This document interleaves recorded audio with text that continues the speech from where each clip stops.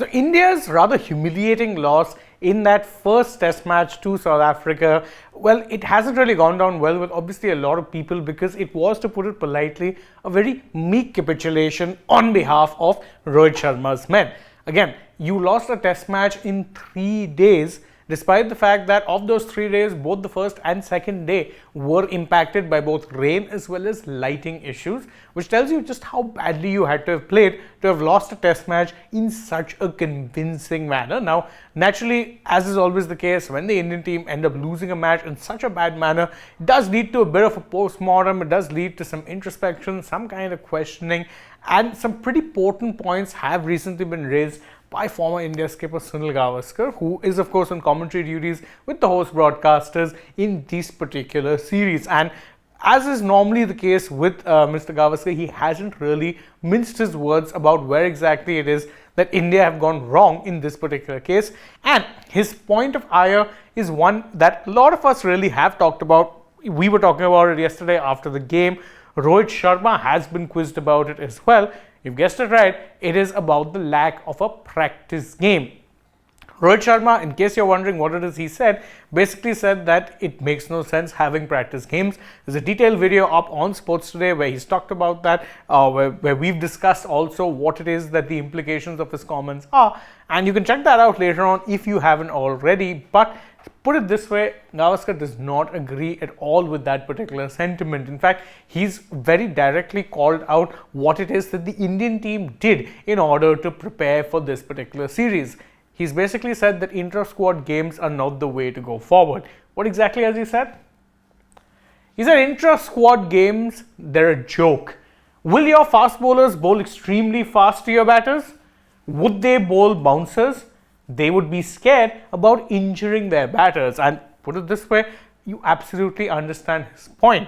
You're not going to be seeing a Prasidh Krishna, who's part of the squad and hoping to get a debut potentially, which he did in this particular first test, going into the series with no matches played. He's looking to get his debut. Is he really going to be bowling a 140 kmph snorter at Kohli or Rohit in the game? Probably not. He's not going to be doing that, because whilst there will be, the whole point of that is just to get a little bit of practice, a little bit of rhythm.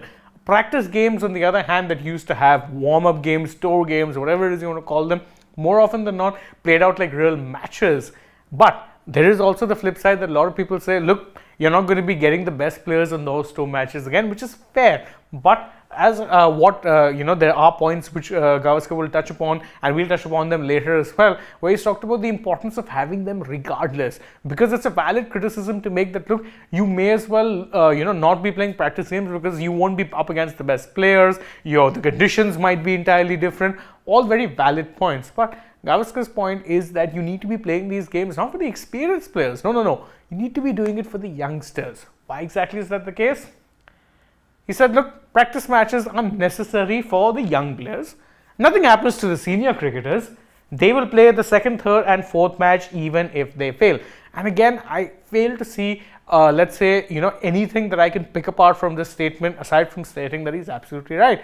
Who are the players aside from the seniors who really struggled the most? You didn't see the best of a Yashasvi Jaiswal, you didn't see the best of a Shubman Gill, you didn't see the best of a Shreyas Iyer, who, despite the fact that he's about 27, 28 types, or maybe older, but he doesn't really have that much experience of playing test cricket outside of the Indian subcontinent.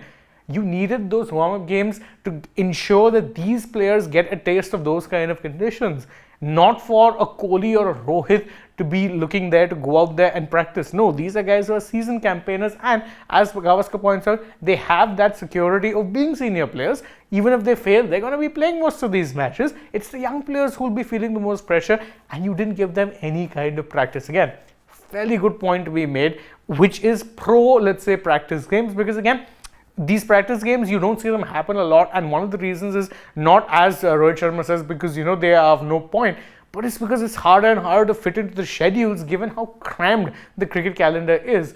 One full tour means you're playing 3 particular formats, and the turnaround time is so little. Where you're going to fit them in is the real question. But if you want to be winning a test series in South Africa, as has been talked about constantly, it being India's final frontier, wouldn't you want to be putting in that extra work? Or would you be trusting instinct and muscle memory to kind of get the job done? It doesn't really work that way.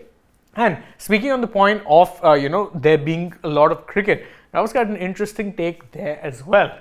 He said, remove the word workload from Indian cricket's dictionary. You need to be playing against South Africa A or play 2 or 3 matches against a county or a state side. Simple as. Forget workload management, let the players go out there and play some actual red ball cricket against either an A side, a county side, a state side, anyone. Forget about workload management, forget about just, let's say, ensuring that the players have less to do, which is a fair argument in many ways, because again, if you want to be winning this test series, are you going to be bringing in players who would be or who would not been playing much cricket? Yet that's exactly what you've done. A lot of these players, you remember, were not playing even in the white ball leg. There was no Kohli Rohit for the white ball leg. A Gill was there and thereabouts, but again, red ball is a whole different beast. Red ball requires that kind of preparation, it requires that kind of discipline, and it requires you to be able to graft something that you don't necessarily need to do in white ball cricket. So that mentality switch, which in the name of workload management is now you're removing practice games, it really doesn't make much sense, at least in the opinion of Mr. Gavaskar. And I have to say, I do agree with pretty much everything he said. For one very simple reason, there is, yes, of course, nothing is perfect, nothing is foolproof. You could have a practice game wherein you don't really end up getting the best conditions, you don't end up facing the best players, but you're giving your young players some kind of an exposure to what the conditions could be like. And with South Africa, you have to remember, it's not just a case of it being always bouncy. The conditions can vary. In some instances, you'll get swing. Sometimes you might even get pitches deteriorate enough that spin might be a little bit effective here or there, although that hasn't really been the case a lot in recent years. But those practice games maybe need to be played, and maybe then you would not be, in the words of Gavaskar, slamming India's preparations as being a joke. And maybe then, even if you end up losing, you can at least tell yourself that, look, maybe we put in a lot of the hard yards beforehand, but that preparation just wasn't good enough. We weren't the better team over the few days. Right now, though, it did seem like India pretty much sleepwalked their way through the test, whereas South Africa, despite actually having a pretty, let's say, ragtag bunch themselves. I mean, you have a Dean Elgar who's retiring, a Temba Bavuma who barely played, it couldn't bat. The bowlers, you had an Andre Berger making his debut. I mean, this is not a full strength South Africa by any stretch of the imagination, yet they got the job done very, very effortlessly. Why? Because they were tuned and switched on to the demands of red ball cricket in their home conditions. India, on the other hand, simply weren't. Maybe a practice game would have helped that, maybe not. What do you guys think though? You can let us know that in the comments below. And please don't forget to like this video, share it with your friends, subscribe to the channel, tap that bell icon as well. Follow us on Instagram, Twitter, Facebook. Don't forget to download the SportsTak app, and if you're already on the channel, go right ahead, check out some other videos we've done for today, and stay tuned. We've got plenty more coming your way, including, of course, the live dugout. For now, though, from my side, it's goodbye.